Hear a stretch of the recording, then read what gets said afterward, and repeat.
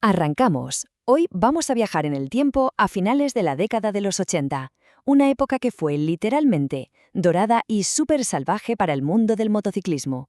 ¿Os imaginad el panorama? El campeonato del mundo de superbikes apenas estaba dando sus primeros pasos, y la escena era un hervidero fatal de fabricantes compitiendo a muerte.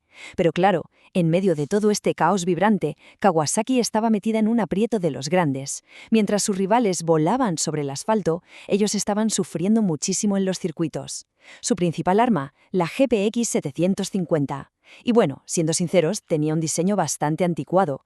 Era muy pesada, llevaba un chasis de acero tubular súper de la vieja escuela y sencillamente no lograba mantener el ritmo brutal que exigía la categoría.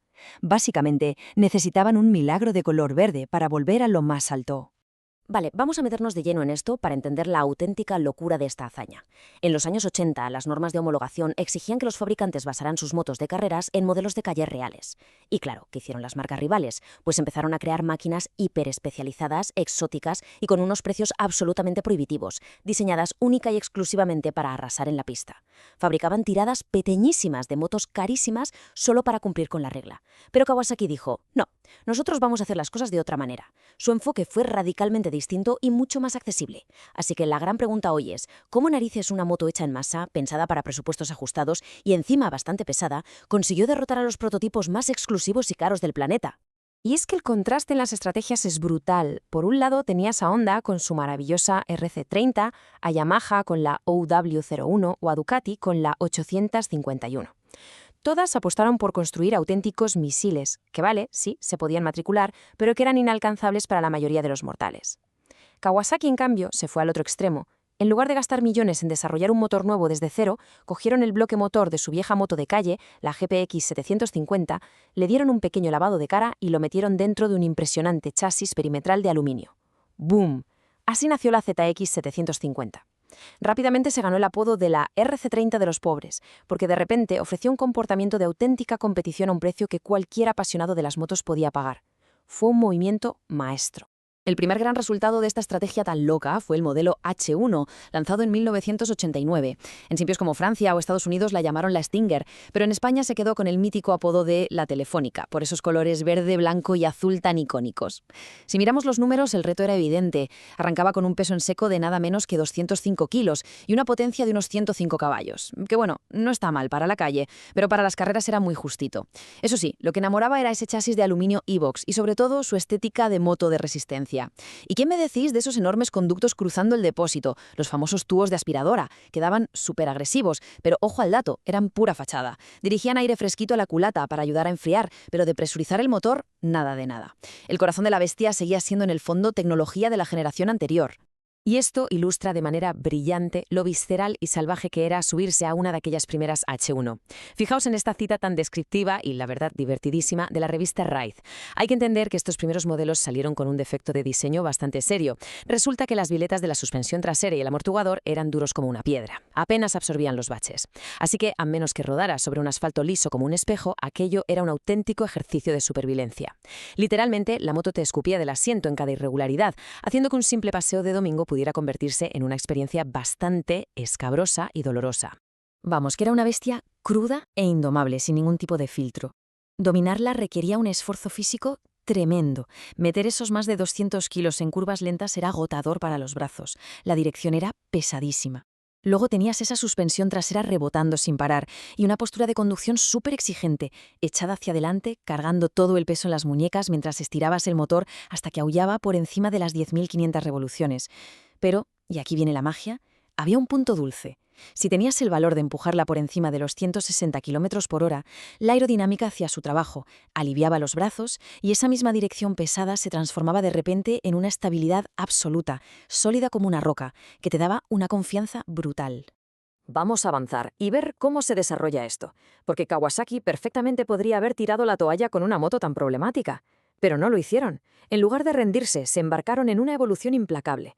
Pasaron de la problemática H1 del 89 a rediseñar casi por completo la moto con los modelos Hot y K en 1991. Luego, en el 93, metieron una mejora gigantesca con el modelo L, añadiendo, por fin, un sistema de rama air de verdad.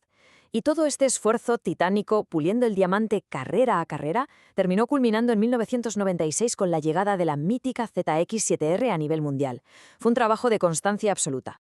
El salto de gigante de verdad ocurrió en 1991 con el modelo K, que era la versión especial para homologar en carreras. El trabajo de ingeniería que metieron ahí en solo 2 años es una locura.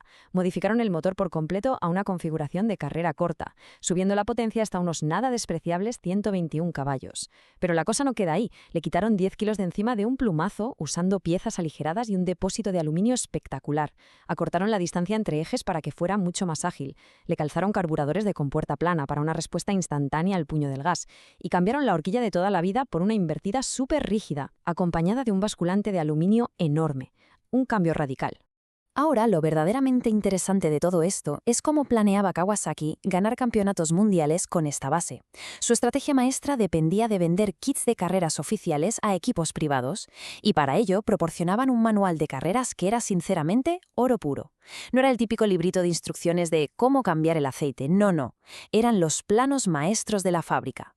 Le daban a cualquier mecánico o preparador con talento todas las claves para desbloquear un rendimiento de élite y pelear cara a cara contra los todopoderosos equipos de fábrica. Básicamente democratizaron la competición de alto nivel. Y si profundizamos en las rutinas de mantenimiento que exigían estos manuales, nos damos de bruces con la dura realidad del Mundial de Superbikes.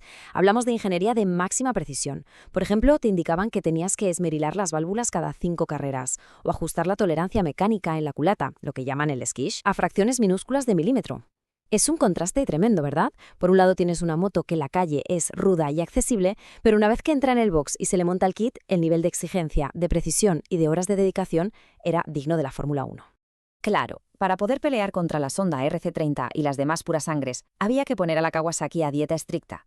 Y aquí es donde entraban en juego piezas súper específicas. Los escapes de competición y los silenciadores ligeros que venían en el kit eran absolutamente fundamentales. Los escapes originales de calle pesaban una barbaridad, así que montar estos componentes exóticos era vital para deshacerse de ese exceso de peso derivado de la producción en masa. Era la única manera de alcanzar el peso mínimo de competición y tener al menos una oportunidad real de victoria. Pero ojo, que esta fiebre por mejorar la moto salió de los circuitos y contagió a toda una legión de propietarios locos por la mecánica. La comunidad de la ZXR era increíble. En sus propios garajes, la gente pasaba las motos a cadenas de paso 520 para quitar peso en movimiento, e incluso metían la Dremel en el basculante para que la cadena alineara perfecta. Pero el dato más alucinante, de verdad una auténtica locura, es que absolutamente todos los modelos entre 1989 y el 2003 venían de fábrica con un embrague antirrebote primitivo oculto. Sí, como lo oís. Kawasaki los mandaba ajustados para que apenas resbalaran, pero los más listos sabían cómo tocarlos para liberar esa tecnología de carreras en su moto de calle de todos los días. Y todo este esfuerzo constante, años de probar, fallar, rediseñar y pelear contra gigantes, tuvo su final feliz. En el año 1993, la historia llegó a su punto álgido. Con el evolucionado modelo L, que por fin respiraba a pleno pulmón gracias a su sistema RAM Air Real, esta montura de presupuesto ajustado conquistó la corona del Campeonato del Mundo de Superbikes. En manos del pilotazo estadounidense Scott Russell, con su estilo súper agresivo, la moto verde consiguió doblegar a la mítica Ducati de Carl Fogarty. Habían logrado lo que, años atrás, parecía literalmente imposible. Este hito fue la confirmación definitiva para la marca. Todo ese trabajo culminó en 1996, unificando la plataforma bajo el legendario nombre mundial de ZX7R. Atrás, muy atrás, quedó aquella pesada y tosca moto de calle de los 80. Esa máquina se había refinado sin piedad hasta convertirse en una leyenda absoluta, luciendo más de 120 caballos, unas pinzas de freno de 6 pistones espectaculares y conductos Ram Air 100% funcionales. Habían convertido un bloque de arcilla en una verdadera obra de arte de las pistas. Así que el punto clave de todo esto es pararnos a pensar en lo excepcional que es esta historia. Kawasaki construyó su victoria confiando en una filosofía pensada para los entusiastas de a pie, transformando una moto de masas y con bastantes defectos iniciales en una campeona mundial a base de pura terquedad, evolución y muchísimo talento en los boxes privados. Si miramos el motociclismo de hoy, donde todos son presupuestos millonarios y tecnología aeroespacial inalcanzable, nos surge una duda enorme. ¿Volveremos a ver algún día cómo una moto económica de calle consigue derrotar a prototipos exóticos multimillonarios? ¿Podría repetirse un triunfo tan romántico y trabajador en el futuro? Os dejamos con esa reflexión. Mil gracias por acompañarnos en este viaje por la historia de las dos ruedas.